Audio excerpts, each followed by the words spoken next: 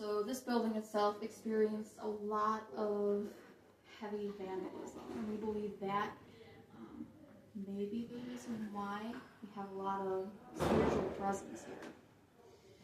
Now, 1980, like I said, saw the Newfane Historical Society acquire the home, and they were graciously donated some funding from the town to get everything started. Now, this is decades and decades and decades of a project. This is pretty much an ongoing situation up until now.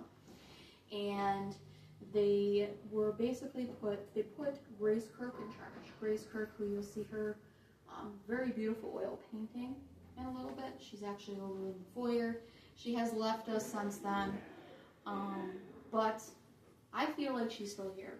She worked her behind off on this place, and I can only imagine that she may have wanted to pop in and check and make sure we were doing everything we were supposed to. But we're going to go back even further. It's 1800, and we're going to meet Mr. James Vanhorn Sr., who was a gentleman from the Seneca County area. And at the time, he was really just a businessman, a blacksmith by trade. But he had a lot of ambitions. Just hearing the story and telling it over and over again, it's hard to believe how much ambition he had to finish everything. Now, he purchased his land from the Holland Land Company, much like everybody else did back then. This area was very unsettled, very swampy, very marshy, and hard to work with back then. So he decides, I'm going to use the water to my advantage, I'm going to use the creek, and I'm going to start a grist mill. So he decides, I'm going to build everything, I've got a millwright, I'm set, I'm good to go. Unfortunately, he starts, and he's almost immediately stopped. His whole entire crew comes down with what was referred to as swamp fever, what I imagine is possibly malaria. So he has to pick up, go back to Seneca County, start all over again, and you'll see that this is a pattern, unfortunately, for his beginnings. Goes back, reorganizes, takes a couple years, has everything together, comes back out again. He's successful this time. We've got everything up and running. He's making the flour, he's distributing. He decides to distribute to Fort Niagara, to the American troops. During that time, see the War of 1812 start to happen, a lot of political conflict, a lot of military conflict, and the British find out. So the British at that point decide, we're going to go down the creek, and you have orders, you're going to burn everything on the one side of the bank. Homes, businesses, take it all out. And they do. Now the interesting story for me, there's actually, it's kind of cute in the way that they survived. There was a family by the name of Peace, which actually I believe is still a local name. They had a home pretty close to the grist mill. And Mrs. Peace sees the soldiers coming. She sees the British coming. And she goes, okay, I know what I'm going to do. She goes into her stockroom and she grabs brandy. And she offers these soldiers brandy. I mean, what good soldier wouldn't want a little? It's cold, it's the winter, and it's very unsettled and wet and uncomfortable, and you've been in a boat. So here's something nice to drink. And she gets them to the point, not quite to intoxication, but to the point that they maybe become a little distracted. And they, oh, she's such a nice, kind, older lady. Do you want us to help you with a couple barrels of flour out of the mill before we burn it down? Oh yeah, here's 3 barrels of flour for you. They bring her out flour. They let her son go. They actually leave her house. They don't burn it. So that just goes to show you how kind of creative people were back then and trying to survive, and you had to. So unfortunately, 99% of the other people in the area, not very lucky, including the folks in other townships such as Lewiston, lost everything, possibly a larger loss of life. And Mr. Vanhorn goes back to where he's from. So he goes back and endures a couple of personal issues, one of them being his wife passes. And Elizabeth passes away. He realizes, I have a few children. They're getting older, but I really do need to marry right away. So he marries again, because he was considered very young at that point. And he marries a lady by the name of Abigail. Now, Abigail is an interesting story in the actual haunting aspect of the building. Now, this picture here was captured very early in the restoration stages of the home by a volunteer that had locked everything up for the evening and was ready to go home. She set the security alarm, and then just for giggles, took a picture of the side of the building where the one bay window is. And you can pass it around. Now, it's a lot of us here, our impression that that is Abigail, that that's Mrs. Vanhorn. And the printed version does not do it justice. So the actual original photo was much bigger, and you could make out more definition. In her face, it looked kind of more like you could see how she was standing. But that just goes to show you, they must have had a very good life in this house, especially if they decided to stay. So back to our original story, Mr. Vanhorn comes back, fixes everything, takes a lot of work, a lot of dedication, and everything's up and running again. Tenfold, because now he's building more businesses and he has more of a name for himself, and he's building a dynasty for his family. And he says, okay, it's time for Abigail, my wife, to come out here. And she does. They have a little house next to the mill, and things are getting kind of tight in the house about 1820. And they start the actual building you see here, well, to a degree. So the original building was a federal-style brick home. So basically what that means is it was a square house, and if you were to take the roof off the top and cut it down the center, directly down the center, it's the same on both sides, down to the fireplaces, down to the staircase, and the rooms. So everything was identical. Very simple, nonetheless, but still a very good home. Very nicely heated, which I'm sure they very much so appreciated. Also, you may have seen our windows here in the front.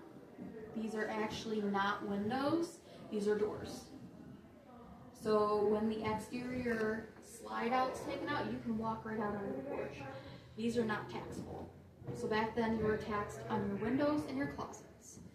If your closets were part of a walkway, they were non-taxable. So you'll see that this evening going through the second floor. The most closet space is either up off the floor about this far, and then you can consider it a cabinet, or part of a walkway.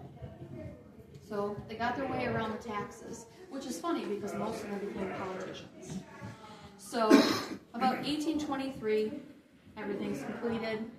You have the parlors being the original style, your private, and then your more public parlor.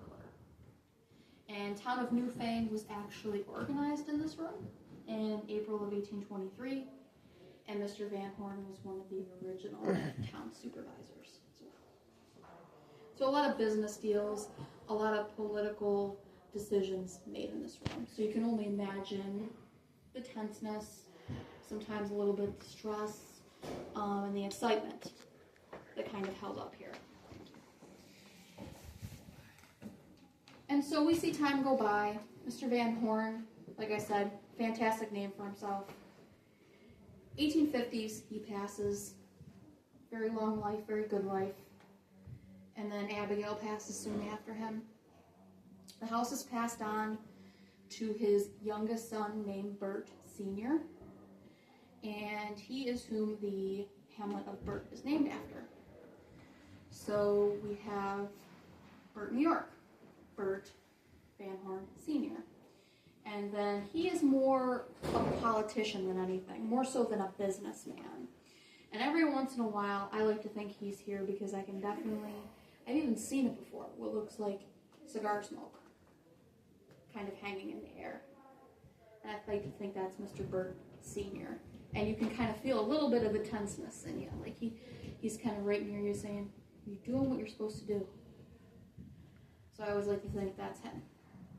He unfortunately gets ill, passes along the home to his son, Bert. So it's going to get a little confusing tonight. We've got James and James and Bert and Bert. So it gets a little confusing telling the story sometimes. But Bert Jr.